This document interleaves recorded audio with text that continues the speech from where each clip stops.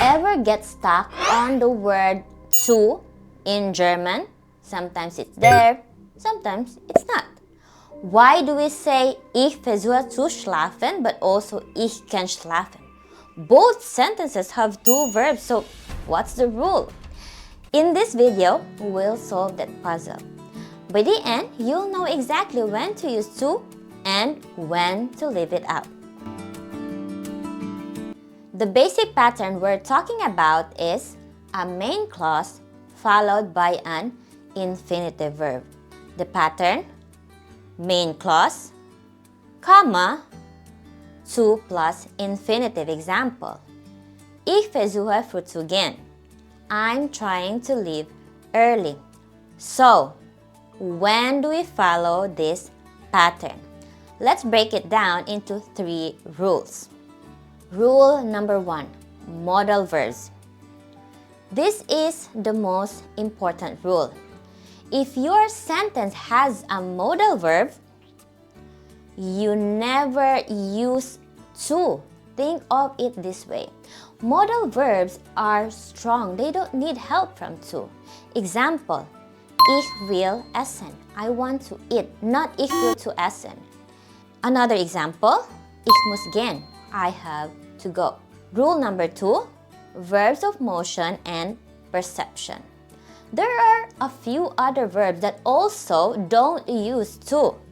These are often verbs of motion, for example, gehen, fahren, kommen, or verbs of perception, sehen, hören, fühlen, lassen.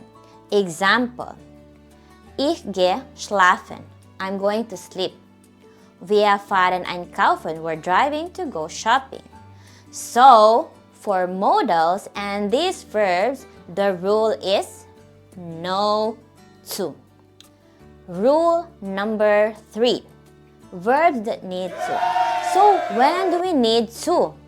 We use it when the first verb describes a plan, an attempt, a decision, or a feeling about the second verb. Here are the most common ones you should remember. Versuchen, to try, planen, to plan, hoffen, to hope, vergessen, to forget, beginnen or anfangen, to begin or start, aufhören, to stop, empfehlen, to recommend, vermeiden, to avoid. Example, ich versuche Deutsch zu lernen. I'm trying to learn German. Ich fange an zu lernen. I'm starting to learn. You see, we add zu because we use the verb versuchen and anfangen. With separable verbs, zu goes right in the middle. It fits between the prefix and the main verb. Example, the verb is einkaufen, to shop. Prefix ein, main verb kaufen. So, zu goes in between ein zu kaufen.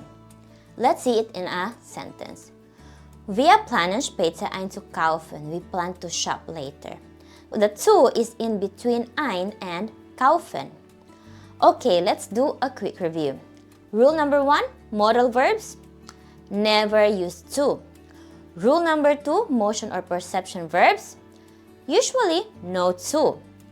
Verbs for plans, attempts, or feelings, yes, use zu. And for separable verbs, zu goes right in the middle. That's it. Practice these rules and the German zu puzzle will become much clearer.